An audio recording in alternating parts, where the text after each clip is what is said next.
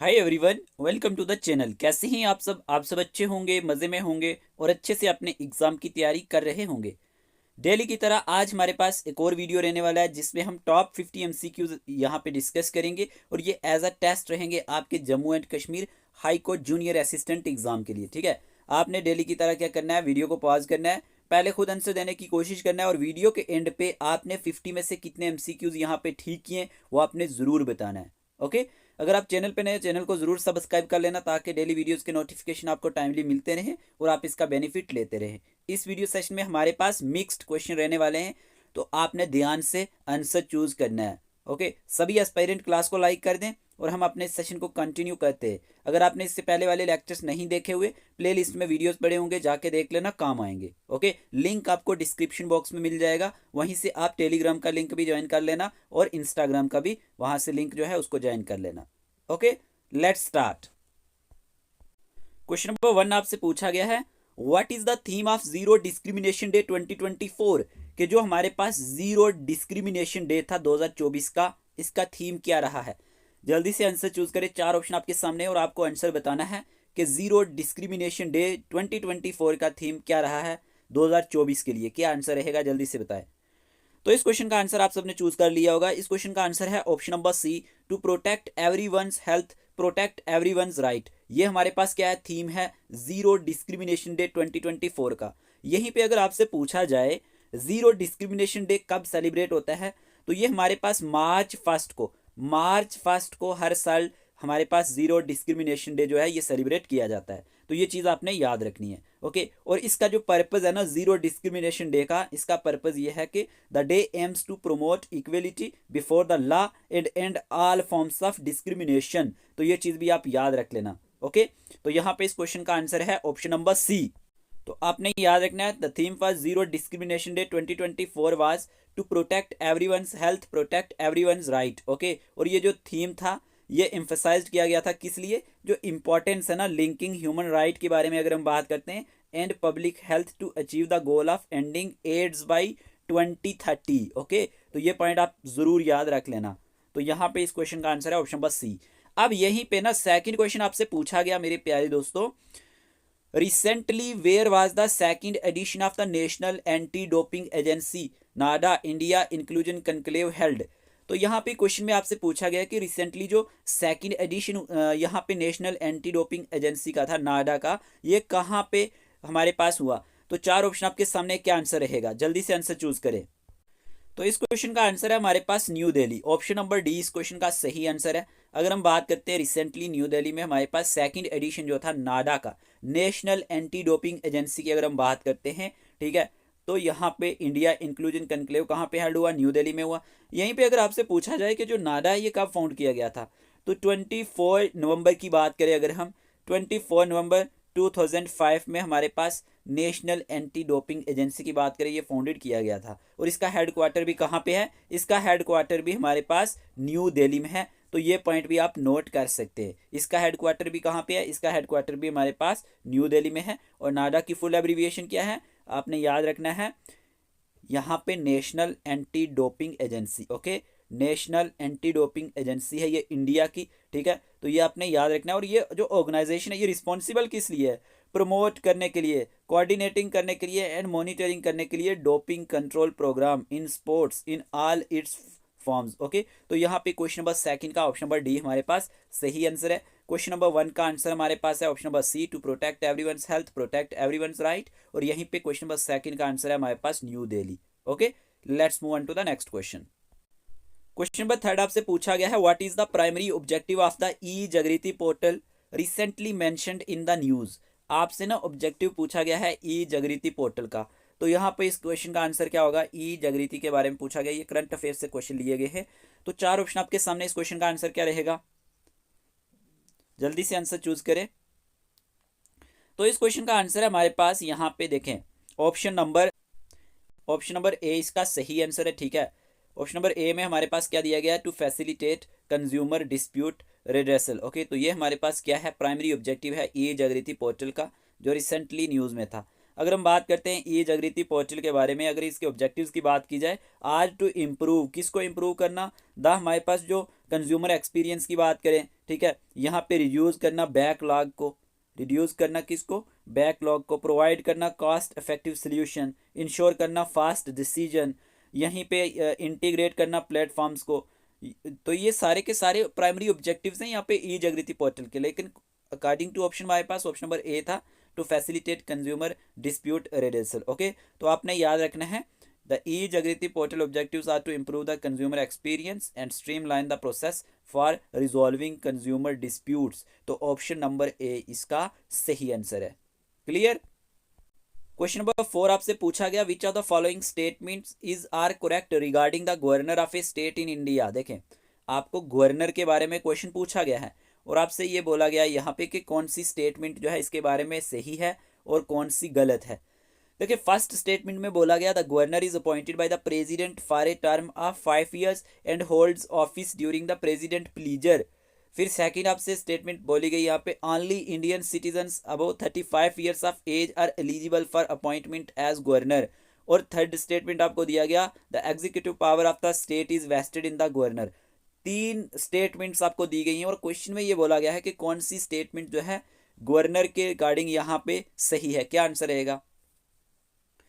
तो मेरे डी इसका सही आंसर है, फर्स्ट सेकंड एंड थर्ड, क्योंकि जो गवर्नर है ये अपॉइंट किया जाता है प्रेसिडेंट के थ्रू, ठीक है, for a term of 5 years, clear, and holds office during the president pleaser. तो ऑप्शन नंबर जो है हमारे पास स्टेटमेंट फर्स्ट भी सही है और second statement, only Indian citizens above 35 years of age are eligible for appointment as a governor, ये भी सही है। और एग्जीक्यूटिव पावर जो होती है स्टेट की, ये वेस्टेड की जाती है गवर्नर में। तो ये हमारे पास ना तीनों की तीनों स्टेटमेंट्स जो हैं गवर्नर को लेके बिल्कुल करेक्ट है। तो ऑप्शन नंबर डी हमारे पास सही आंसर होगा, first second and third. Okay, तो यहाँ पे आपने ध्यान देना है। नेक्स्ट क्वेश्चन की बात करते हैं। क्वेश्चन नंबर 5 आपसे पूछा गया, यहाँ पे क्वेश्चन में पूछा गया है कि who is the 51st chief justice of the supreme court of India, के जो हमारे पास ना 51st नंबर के चीफ जस्टिस है सुप्रीम कोर्ट ऑफ इंडिया के, ये कौन है। 4 ऑप्शन आपके सामने, क्या आंसर रहेगा बताएं जरा। अच्छा क्वेश्चन है, एग्जाम में पूछे जाने के चांसेस हैं, तो इस क्वेश्चन का आंसर आपने चूज किया होगा। इस क्वेश्चन का आंसर है option number B, justice Sanjiv Khanna की बात करें तो ये 51st नंबर के चीफ जस्टिस हैं सुप्रीम कोर्ट ऑफ इंडिया के। तो ऑप्शन नंबर बी इसका सही आंसर है। ओके, क्वेश्चन नंबर 5 का ऑप्शन नंबर बी हमारे पास सही आंसर रहने वाला है, तो ये आपने याद रखना है। जस्टिस जो हमारे पास संजीव खन्ना है, ये हमारे पास 51st chief justice of the supreme court of India है अभी, तो ये चीज आपने आप ध्यान में रखनी है। क्लियर। क्वेश्चन नंबर 6 में आपसे पूछा गया, what does the term muddai refers to in legal terminology. देखिए, ये तो उर्दू टर्म है लेकिन आपको बताना है लीगल टर्मिनोलॉजी में मुद्दई किसे कहा जाता है। और यहाँ पे 4 ऑप्शन आपको दिए गए, क्या आंसर रहेगा? इस क्वेश्चन का आंसर है हमारे पास ऑप्शन नंबर ए, प्लेंटिफ को कहा जाता है। अब ये प्लेंटिफ क्या है? प्लेंटिफ मैंने आपको पहले भी पढ़ाया कई बार, ठीक है। प्लेंटिफ का मीनिंग है द पर्सन और ग्रुप, ऐसा पर्सन या ग्रुप, नोट कर सकते हैं आप, द पर्सन और ग्रुप, नोट करो, द पर्सन और ग्रुप हु स्टार्ट्स, जो क्या करता है, जो स्टार्ट करता है एक लॉ सूट को कोर्ट के अंदर, ठीक है, who starts a law suits in a court. तो ये चीज़ आपने याद रखनी है। ओके, तो यहाँ पे प्लेंटिफ क्या है, द पर्सन और group who starts a law suit in court, इसी को हम प्लेंटिफ कहते हैं और मुद्दई भी इसे कहा जाता है। ओके, अब यहीं पे क्वेश्चन नंबर 7 में पूछा गया मेरे प्यारे दोस्तों, व्हाट डज द टर्म समात means in the context of legal proceeding, के समात किसे कहते हैं, बताएं जरा क्या आंसर रहेगा। व्हाट डज द टर्म समात mean in the context of legal proceeding, 4 option आपको दिए गए थे। अगर हम बात करते हैं अकॉर्डिंग टू ऑप्शन, तो समात हमारे पास हेयरिंग को कहा जाता है, ठीक है, किसको कहा जाता है, हेयरिंग को हमारे पास यहाँ पे समात कहा जाता है। तो ये चीज़ आपने याद रखनी है, ऑप्शन नंबर डी इस क्वेश्चन का सही आंसर है। अब हेयरिंग क्या होता है? हेयरिंग मतलब कि एक मीटिंग।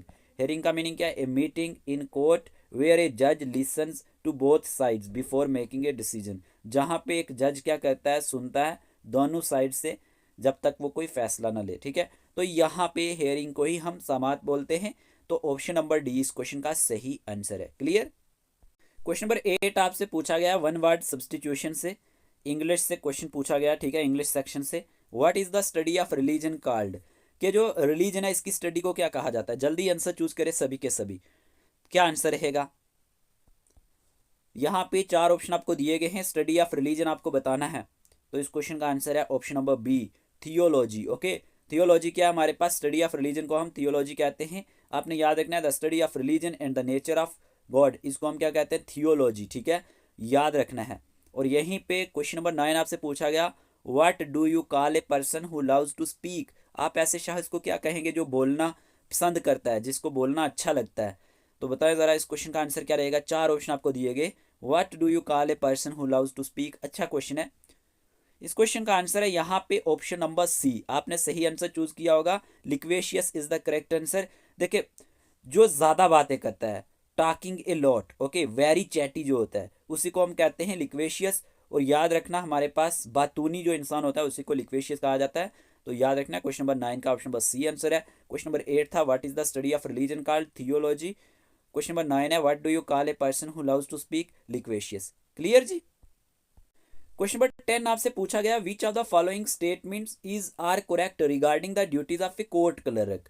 देखिए कोर्ट क्लर्क के बारे में क्वेश्चन पूछा गया और स्टेटमेंट फॉर्म में पूछा गया। अब ये क्वेश्चन लाने का मकसद ये है कि कई बार एग्जामिनर इस तरह के क्वेश्चन भी पूछ लेता है। तो यहाँ पे ना पहला स्टेटमेंट आपको दिया गया, a court clerk is an administrative employee who works for the court system. Second statement आपको दिया गया, one of the key duties of a court clerk is representing clients in court. और थर्ड स्टेटमेंट दिया गया, court clerks are responsible for maintaining the safety and security of court records, documents, case files and exhibits.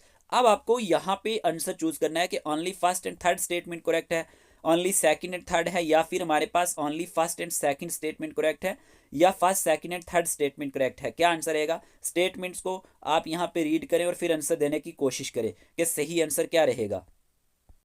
आप सब ने answer choose कर लिया होगा। इस क्वेश्चन का आंसर है only first and third statement is correct. देखे फर्स्ट स्टेटमेंट में क्या था, a court clerk is an administrative employee who works for the court system, ये बिल्कुल सही स्टेटमेंट है, ठीक है। और थर्ड स्टेटमेंट में क्या दिया गया है, court clerks are responsible for maintaining the safety and security of court records, बिल्कुल सही बात है, documents, case files and exhibits. तो यहाँ पे फर्स्ट एंड थर्ड स्टेटमेंट हमारे पास सही आंसर रहने वाला है। क्वेश्चन नंबर 10 का ऑप्शन नंबर ए सही आंसर है। आप सबने सही आंसर दिया होगा, आपने 10 में से यहाँ पे एटलीस्ट 7 से 8 क्वेश्चंस ठीक किए होंगे। ओके, नेक्स्ट क्वेश्चन की बात करते हैं। क्वेश्चन नंबर 11 आपसे पूछा गया कंप्यूटर सेक्शन से, special effects use to introduce slides in a presentation are called.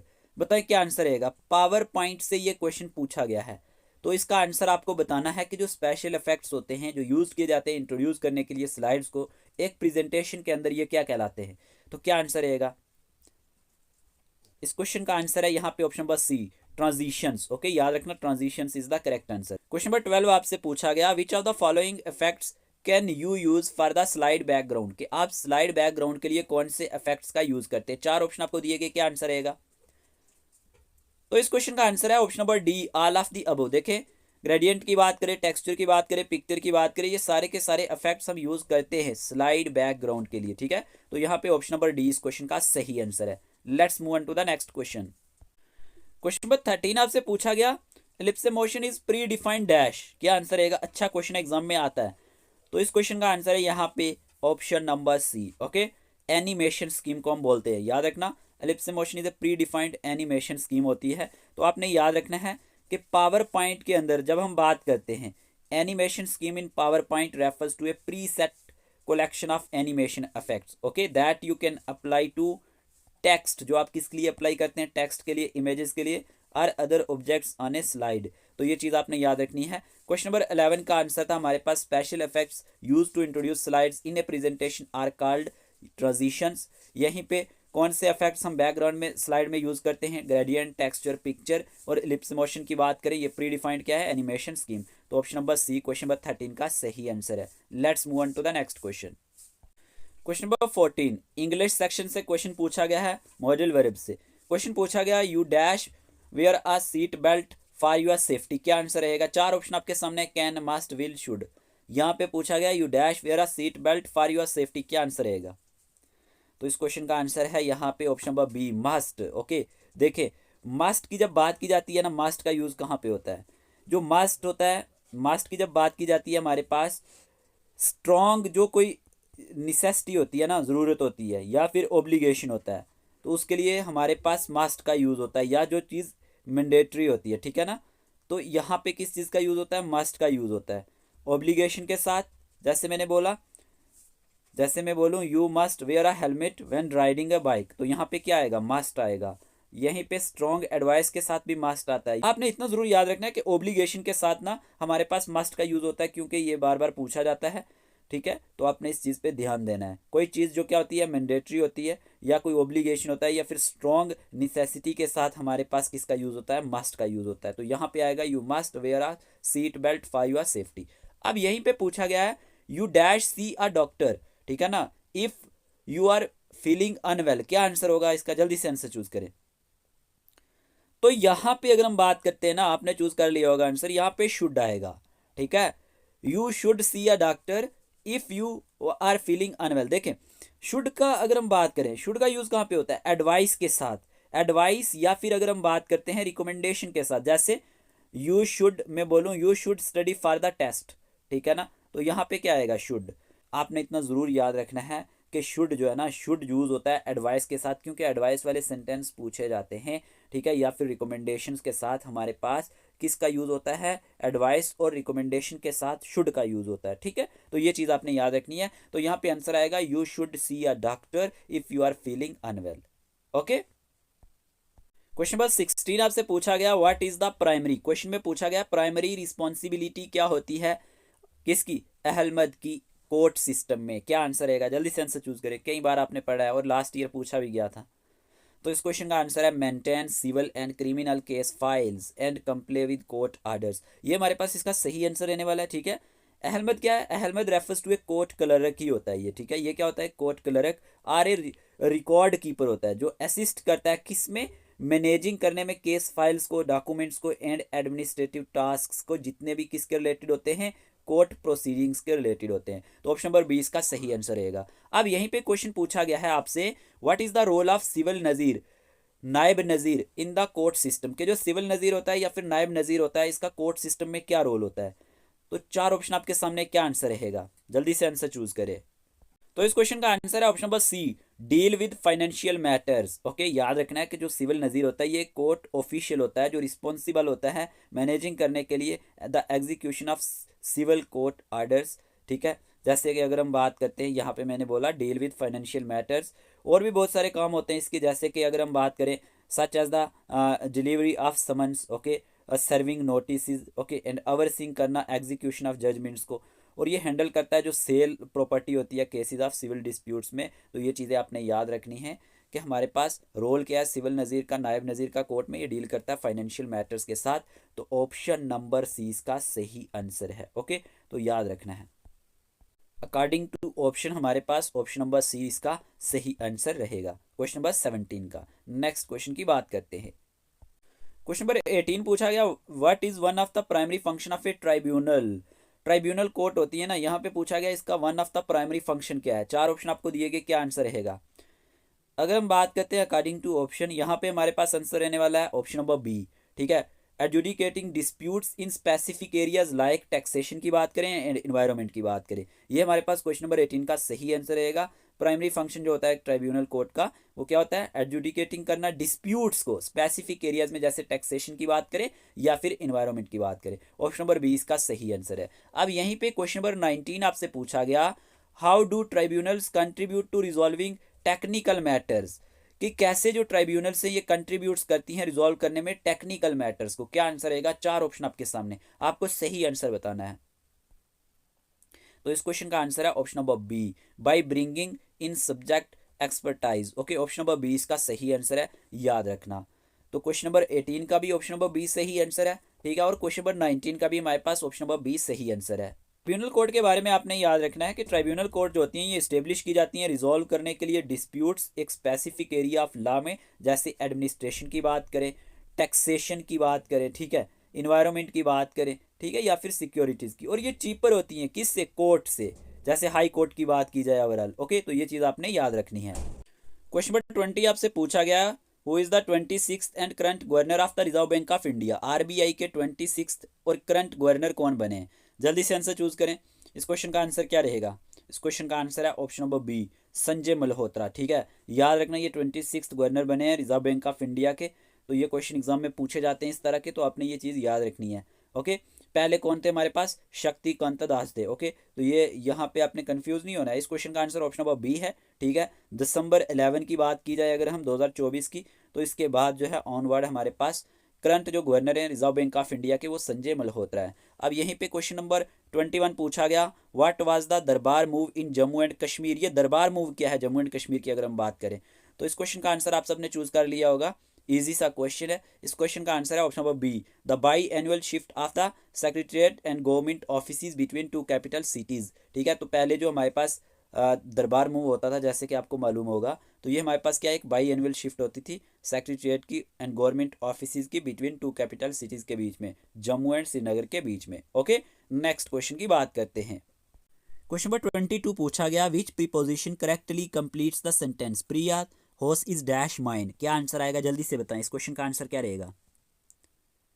तो इस क्वेश्चन का आंसर है option number A, next to. देखें, नेक्स्ट टू की बात करें ना, तो नेक्स्ट टू का मीन्स क्या होता है, बिसाइड और एडजेसेंट टू। ये क्या बताता है, it indicates that one thing is immediately to the left और राइट ऑफ अनदर थिंग। 23 पूछा गया, which preposition correctly completes the sentence the opponent sat dash to each other. क्या आंसर आएगा, इस क्वेश्चन का आंसर आएगा अपोजिट। ओके, जो opponent है वो एक दूसरे की क्या है, अपोजिट बैठे हैं, तो ऑप्शन नंबर सी इसका सही आंसर आएगा। ठीक है, अगर हम क्वेश्चन नंबर 22 की बात करते हैं, प्रिया हॉर्स इज माइन, यहाँ पे क्या था, Priya horse is dash mine, तो यहाँ पे आंसर था Priya horse is next to mine. Okay, तो यहाँ पे पूछा गया है the opponent set dash to each other, तो यहाँ पे अपोजिट आएगा, opposite to each other. Clear, next question की बात करते हैं। आप में से किसी को स्टडी मटेरियल चाहिए Jammu and Kashmir high court junior assistant exam के लिए, तो आपको स्टडी मटेरियल मिल जाएगा ओनली 299 रुपीज़ में। ओके, यहाँ पे कोर्ट अवेयरनेस की बात करें, लीगल टर्म्स, जुडिशरी की आर्टिकल्स, एमसीक्यूज, ये आपको मिल जाएंगे। करंट अफेयर्स 2023-24 के मिल जाएंगे। ठीक है, और आप इजीली यहाँ पे आपको 2024 के कंप्लीट करंट अफेयर्स मिल जाएंगे, वर्ड लाइनर फॉर्म में भी और टॉपिक वाइज भी। इंग्लिश ग्रामर की बात करें, ठीक है, प्रैक्टिस सेट, यहाँ पे कंप्यूटर की बात करें, ये भी आपको कंप्यूटर पे भी नोट्स मिल जाएंगे। इसमें 2000 प्लस एमसीक्यूज भी आपको टॉपिक वाइज मिल जाएंगे, और सबसे अच्छी बात 5 फुल लेंथ मॉक टेस्ट आपको मिल जाएंगे आंसर की के साथ। ठीक है, तो अगर आपको यहाँ पे पेड ग्रुप सब्सक्रिप्शन चाहिए आने वाले एग्जाम्स के लिए, तो फिर आपको 499 रुपये फ़ी पड़ेगी। उसी में आपको ये कोर्ट रिलेटेड मटेरियल भी मिल जाएगा, जिसमें 5 फुल लेंथ मॉक टेस्ट भी आपको मिल जाएंगे। ओके, कोई भी इंटरेस्टेड एस्पिरेंट होगा, अगर आपको ओनली स्टडी मटेरियल चाहिए तो 299 रुपये फ़ी है, और अगर आपको पेड ग्रुप सब्सक्रिप्शन चाहिए तो 499 रुपये फ़ी है। स्क्रीन पे जो नंबर दिया गया उसी नंबर पे मैसेज करना है, आपको ये सारा स्टडी मटेरियल मिल जाएगा। क्लियर, नेक्स्ट क्वेश्चन की बात करते हैं। क्वेश्चन नंबर 24 पूछा गया, who has been appointed as the new MD and CEO of J and K bank. ठीक है, हमारे पास कौन नए एमडी और सीईओ बने हैं जे&के बैंक के। क्या आंसर रहेगा, 4 ऑप्शन आपके सामने, जल्दी से आंसर चूज करें। क्वेश्चन नंबर 24 का ऑप्शन नंबर बी सही आंसर है, Amitabh Chatterjee. Okay, option number 20 का सही आंसर है, ये अपॉइंट किए गए हैं new MD and CEO of J and K bank. Clear, अब यहीं पे क्वेश्चन नंबर 25 पूछा गया, what is special about the Ramban सुलाई honey from Jammu and Kashmir. इसके बारे में स्पेशल क्या है, 4 ऑप्शन आपको दिए गए हैं, क्या आंसर रहेगा।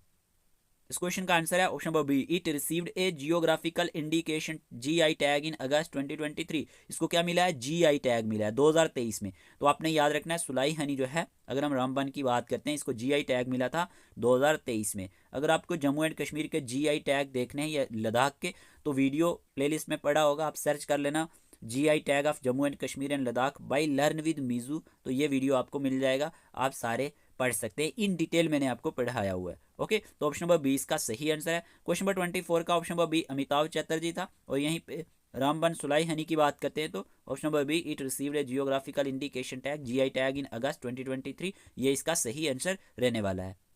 क्वेश्चन नंबर 26 पूछा गया, what is the shortcut key for the central alignment of a line और text in MS Office software.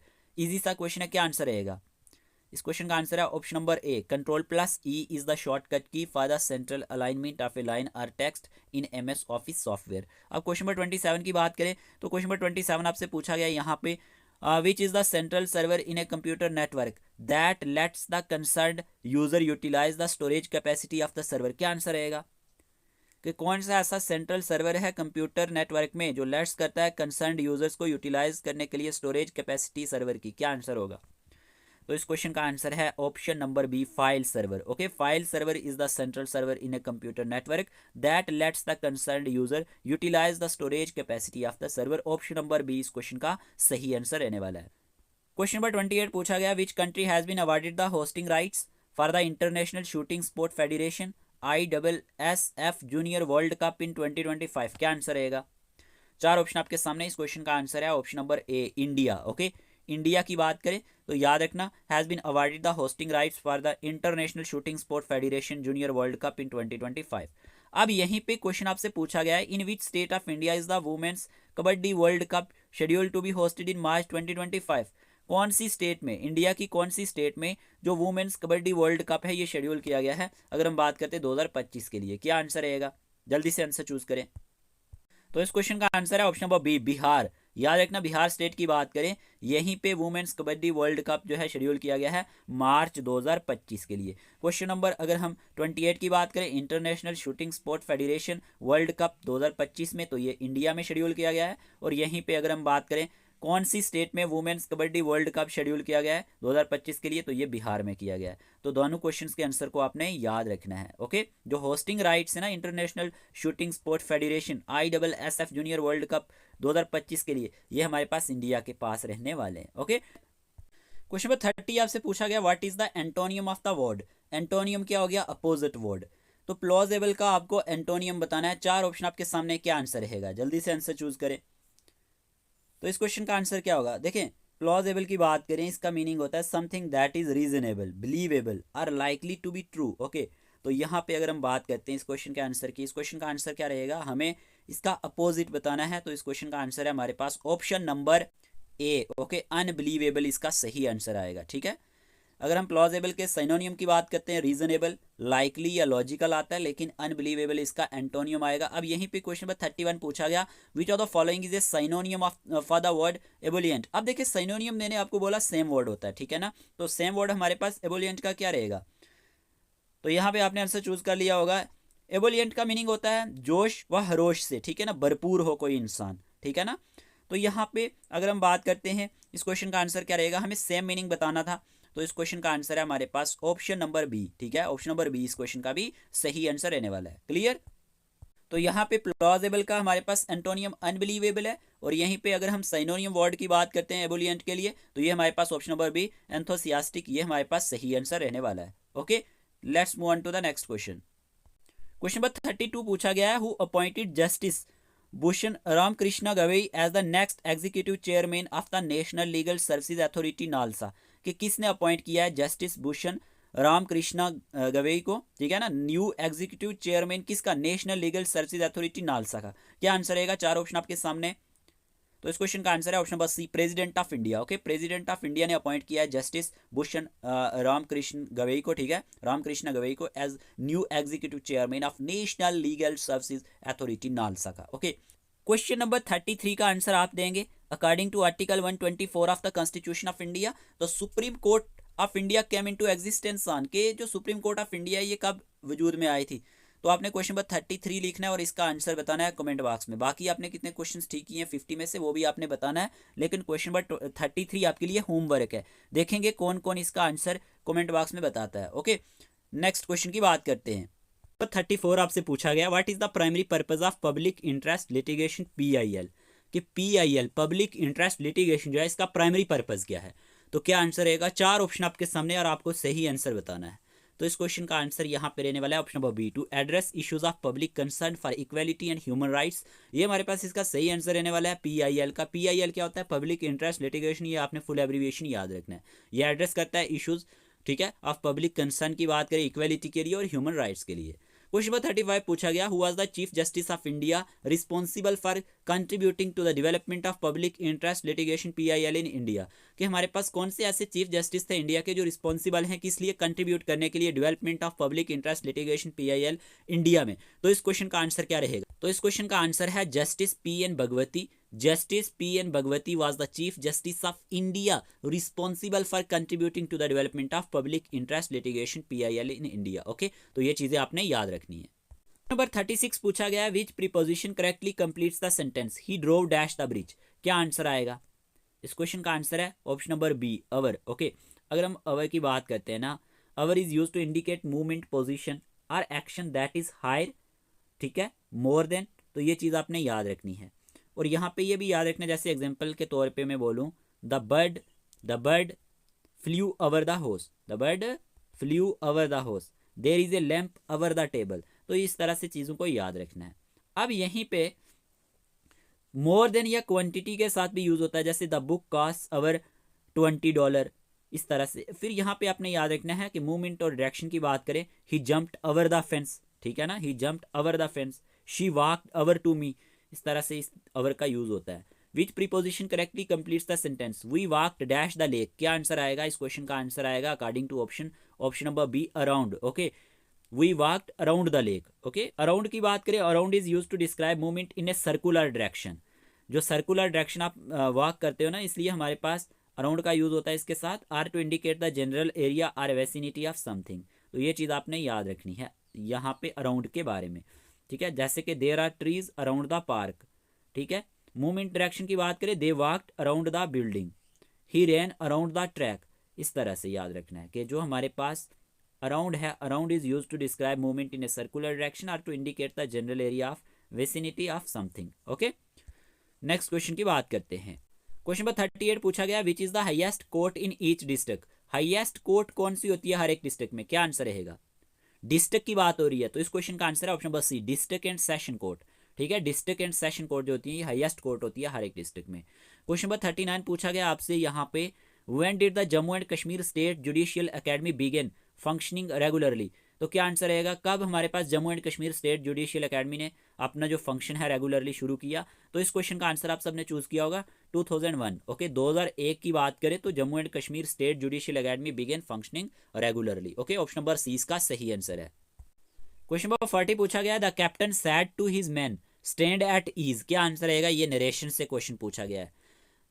तो अकॉर्डिंग टू ऑप्शन अगर हम बात करते हैं ना, इस क्वेश्चन का आंसर है यहाँ पे option number D, the captain commanded his man to stand at ease, option number D इसका सही आंसर आएगा, ठीक है। अब यहीं पे नेक्स्ट क्वेश्चन की बात करें तो क्वेश्चन नंबर 41 पूछा गया, where was the 63rd central geological programming board meeting held, के कहाँ पे 63rd नंबर की geological programming board meeting held हुई? क्या आंसर रहेगा? जल्दी से आंसर चूज करें। तो इस क्वेश्चन का आंसर है ऑप्शन नंबर ए, भोपाल। ओके, भोपाल में हमारे पास 63rd central geological programming board meeting held हुई थी, तो ऑप्शन नंबर ए इसका सही आंसर रहेगा। फिर क्वेश्चन नंबर 42 पूछा गया, which country hosted the 3rd meeting of the ASEAN India trade in goods agreement, तो इस क्वेश्चन का आंसर क्या रहेगा? कौन सा ऐसा कंट्री है जिसने होस्ट किया था 3rd मीटिंग किसकी? ASEAN India trade in goods agreement, तो इस क्वेश्चन का आंसर है ऑप्शन नंबर बी, आपने सही आंसर चूज किया होगा, इंडिया। ओके, क्वेश्चन नंबर 41 का आंसर है ऑप्शन नंबर ए, भोपाल, और क्वेश्चन नंबर 42 का आंसर है इंडिया, ठीक है। इंडिया कंट्री की बात करें, इसी ने होस्ट किया था 3rd meeting of the ASEAN India trade in goods agreement. Clear. Question number 43 पूछा गया, which of the following is the correct spelling, आपको सही स्पेलिंग बताना है प्रिविलेज का, क्या आंसर रहेगा? तो जब हम बात करते हैं इस क्वेश्चन के आंसर की, ऑप्शन नंबर बी सही आंसर रहेगा, PRIVILEG। ओके, ये हमारे पास सही स्पेलिंग रहने वाला है। अब क्वेश्चन नंबर 44 पूछा गया, which of the following is the correct spelling, English से क्वेश्चन पूछा गया है, बताएं क्या आंसर रहेगा? कंसाइंस का आपको सही स्पेलिंग बताना है, तो इस क्वेश्चन का आंसर है option number A, CONSCIENC, conscience. Okay, option number A इसका सही आंसर है। क्वेश्चन नंबर 43 का ऑप्शन नंबर बी सही आंसर है, PRIVILEG, और क्वेश्चन नंबर 44 का ऑप्शन नंबर ए सही आंसर है। Let's move on to the next question. Question number 45 पूछा गया, the computer assisted method that helps in the recording and analysis of a hypothetical or an existing system is known as, बताएं क्या answer रहेगा? Question number 45 computer section से question पूछा गया है, क्या आंसर रहेगा? तो इस क्वेश्चन का आंसर है option number C, data flow. Okay, the computer assisted method that helps in the recording and analysis of hypothetical or an existing system is known as data flow. Okay, अब यहीं पे question number 46 पूछा गया, which of these computer languages do we use in artificial intelligence, क्या answer रहेगा? जल्दी से answer choose करें। आर्टिफिशियल इंटेलिजेंस पे क्वेश्चन पूछा गया, और मैंने प्रोग्रामिंग लैंग्वेजेस पे पूरा एक वीडियो बनाया हुआ है, आप देख लेना। MCQs फॉर्म में 50+ MCQs होंगे, उससे बाहर कुछ भी एग्जाम में नहीं आता, और प्रोग्रामिंग लैंग्वेजेस पे ना क्वेश्चन एग्जाम में बनते हैं। तो इस क्वेश्चन का आंसर है option number A, Prolog. Okay, Prolog की बात करें तो अगर हम, ये एक ऐसी लैंग्वेज है जो हम आर्टिफिशियल इंटेलिजेंस में यूज करते हैं, तो ऑप्शन नंबर ए इसका सही आंसर है according to options. Question number 47 पूछा गया, dash is the computer program that would convert an assembly language to the machine language. क्या आंसर रहेगा, जल्दी से आंसर चूज करें। Dash is the computer program that would convert, जो convert करता है असेंबली लैंग्वेज को मशीन लैंग्वेज में। Interpreter, compiler, comparator, assembler. क्या आंसर रहेगा, इस क्वेश्चन का आंसर है option number D, assembler. Assembler is the computer program that would convert an assembly language to the machine language. Okay, next question number 48 पूछा गया, the total time for which any piece of equipment would operate is known as dash time. जल्दी से answer choose करें। जो total time किस लिए, किसी भी पीस ऑफ इक्विपमेंट के लिए ऑपरेट होता है वो किस नाम से जाना जाता है। तो इस क्वेश्चन का आंसर है effective. The total time for which any piece of equipment would operate is known as effective time. Question number 48 का ऑप्शन नंबर ए सही आंसर है। Let's move on to the next question. Question number 49 पूछा गया, which is the first digital court in India. First digital court India में कौन सी है, जल्दी से बताएं। 4 ऑप्शन आपके सामने है। फर्स्ट डिजिटल कोर्ट के बारे में पूछा गया, अच्छा क्वेश्चन है। तो इस क्वेश्चन का आंसर है option number B, Kollam digital court. Okay, Kollam digital court is the first digital court in India. आज का लास्ट क्वेश्चन आपसे पूछा गया, which high court became India's first paperless high court on 1 January 2022। कौन सी ऐसी हाई कोर्ट है जो इंडिया की पहली हाई कोर्ट बनी है लेकिन पेपरलेस हाई कोर्ट, ठीक है ना। Which high court became India's first paperless high court on 1 January 2022। क्या आंसर होगा, तो इस क्वेश्चन का आंसर है option number A, Kerala high court. Kerala high court is the correct answer. इस वीडियो सेशन में हमने 50 MCQs डिस्कस किए। क्लियर, आप सब ने ना ज़्यादा नहीं तो 45 स्कोर तो किया ही होगा। अगर आपका स्कोर 40+ आ रहा है तो इसका मतलब आपकी प्रिपरेशन बहुत अच्छी जा रही है। आपने क्या करना है, कमेंट बॉक्स में अपना स्कोर ज़रूर मेंशन करना है। हमारा ऑफिशियल व्हाट्सएप ग्रुप नंबर यही है। अगर आपको एग्ज़ाम ओरिएंटेड स्टडी मटेरियल चाहिए तो आपको सिर्फ 299 रुपीज़ में with 5 full length mock test ये स्टडी मटेरियल मिल जाएगा। आपने इसी नंबर पर मैसेज करना है। मिलते हैं एक नए लेक्चर के साथ, तब तक के लिए टेक केयर ऑफ़ योरसेल्फ।